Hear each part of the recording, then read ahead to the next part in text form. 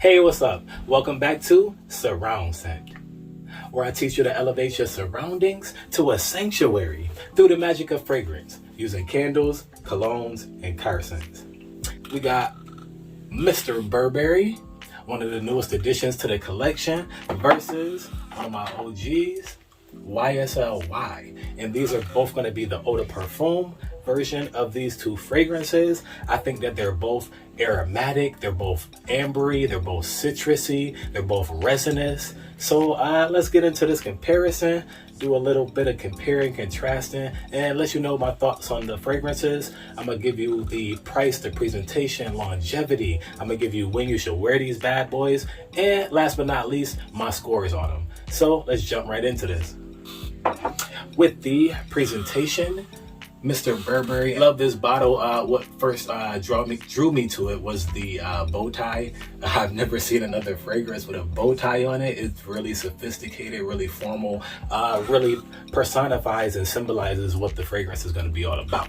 So with that being said, let's jump into YSL eau de parfum. Like I said, the original had the clear bottle, all clear with the light gray. This one darked out the gradient, moving on to a blacker gradient or a darker blue gradient, however you want to, whatever you want to call it. Moving on to the darker gray. So I definitely like this bottle. This is my favorite bottle from the YSL out of the eau de toilette and the parfum.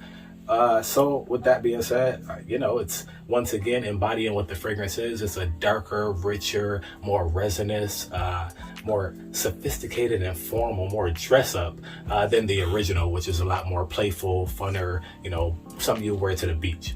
So with that being said, that's the presentation. The price for these two, Mr. Burberry, you can find this on discounters for about $60. But if you're gonna go to the actual retailers for this, you're looking at $100. As well as YSL eau de parfum, $100 if you're going to retailers. I wasn't able to find this on discounters. If somebody can find it in discounters, man, drop it in the comments, let me know. But the cheapest I was finding this one for was about $90. And this is the 2 ounce. This is the full size, the 3.3. Moving on into the projection. Now the projection for these two particular fragrances are strikingly similar. It's just that they go, they're both medium, both about arm's length. You're gonna smell them when you're having a conversation with somebody, walking past somebody, but not really jumping off you, filling up the entire car, filling up the entire room. Nah, that's not what these are. They're more subtle, they're more formal, they're, like I said, more sophisticated, something that's somebody's gonna smell when they come up to give you a handshake, you feel me? That's these two fragrances. But like I said, they go in different directions. You're getting a more of a super spicy with this particular fragrance. Spicy, aromatic, a fresher scent with this one. From the cardamom, you're getting some mint, some lavender in there, but also some amber and some benzoin. So giving it a little bit of resinous note and a bit of a smoky characteristic to it. And you're also finding that in YSL eau de parfum. You're getting the amber in there, and you're also getting some olibanum. So the olibanum is going to give it that smoky characteristic. You're getting the apple and the bergamot and the ginger, so that kind of spice, just like you're getting in this one, and the kind of fresh citrusy pop on the beginning, on the opening. So the scent trail is going to be fantastic on this one, which actually bumps the projection higher, in my opinion, for this one. This was gonna get a higher mark on projection due to the scent trail. So that brings us to the longevity on these ones. You're getting 10 hours from Mr. Burberry, but this is going to be very one-dimensional.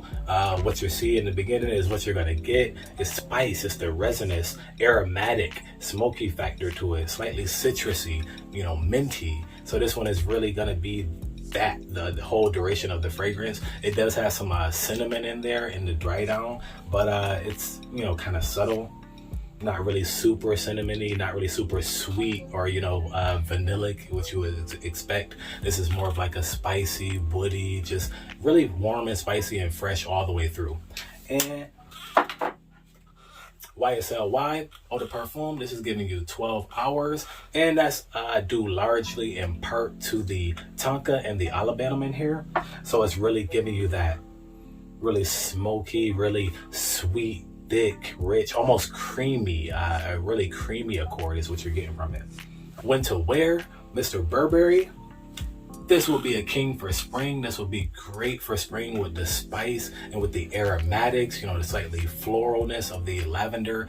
Great one for the spring. The summertime, this would also go for me in the summer. Definitely not so much in the super high heat, but definitely a normal summer day, and definitely for summer nights. That brings us into fall. This will be a banger for fall. It's going to hold its own in winter as well. Date night and the office also can rock this. So this is pretty much a wear all year round for me. Let's move on to YSL. This will be a go for the spring. Summertime, this will be a no-go because it's too sweet, thick, dense, rich, and creamy. So then we move on to fall. This will be a banger for the fall and a banger for the winter. That's when this particular fragrance is going to shine, is in those cooler months, because you're really getting that presence with the juniper berry in there, giving it that resinous, sweet projection, and then you're getting the olibanum as well as the tonka, so it's really giving it a presence in the cool weather. Then date night and the office, you could pull this off on a date. Wouldn't really be my first choice for a date. I'd probably go with this one more for a date. In the office, you could definitely pull this one off. Moving into the final scores, the projection for Mr. Burberry, it's going to be a 4 out of 5, longevity 4 out of 5, and the overall smell and compliment factor 4.5 out of 5. Giving you a 12.5 out of 5. Sorry, a 12.5 out of 15. Moving on to YSL, you are getting a 4.5 for the projection, 4.5 for longevity, and a 4 for the overall smell and compliment factor.